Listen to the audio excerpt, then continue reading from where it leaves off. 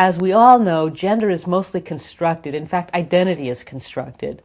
I believe I'm a spiritual being, an eternal spiritual being having a human experience.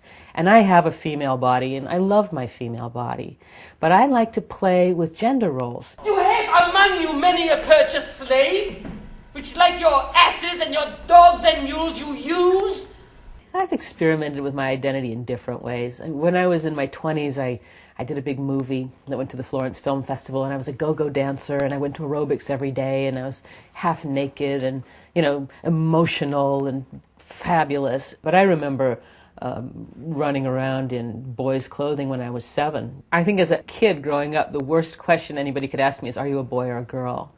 I just didn't want them to have to make me make that definition. But I remember the first play that I created for my company, Romeo and Juliet, I played Romeo, and I put a sock in my codpiece because I thought it's what I should do. And halfway through opening night, my sock ended up halfway down my left leg. And that, I think, was the most humiliating, deconstructed, exposed moment of my career.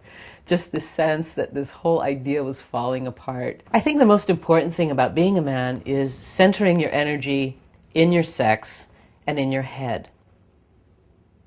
And the stuff in the middle gets left out. It's not that men aren't alive in their hearts and in their guts, but women tend to be really centered in their hearts and in their wombs.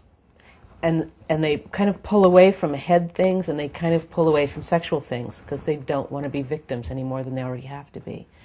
But men are predators, and they're meant to be sexual, and they're meant to be ruling the world. So they're in their heads a lot, and they don't do a lot of heart-centered work that you can see. So if you're playing a man, you just need to move your whole body as a block. Basically, you move your head first, and then the rest of the body turns as a unit. The hips don't move, the feet move directly out from the hips, and you're just basically moving in a direct, straight line action. And if you wanted to change that to a woman, you would break every angle of your body so that the chi doesn't move in a flow, so that you can make sure that you're not intimidating in any way.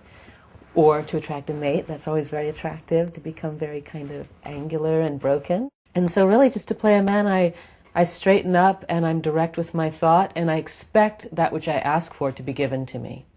That in and of itself seems to be revelatory. I think what Shakespeare's company was doing as an all-male company was looking at human behavior, and they thought that they were balancing themselves in this perfect way by playing the male and the female in themselves.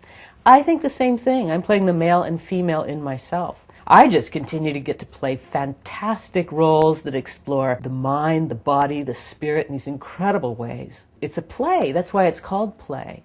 But the creative play and the joy of my day-to-day life are, I think, the point of my human existence. I think I'm meant to have joy. I think I'm meant to have anything that I want have happen, given that my intentions are strong and that my love is there and my desire to be part of my community in a positive way is there.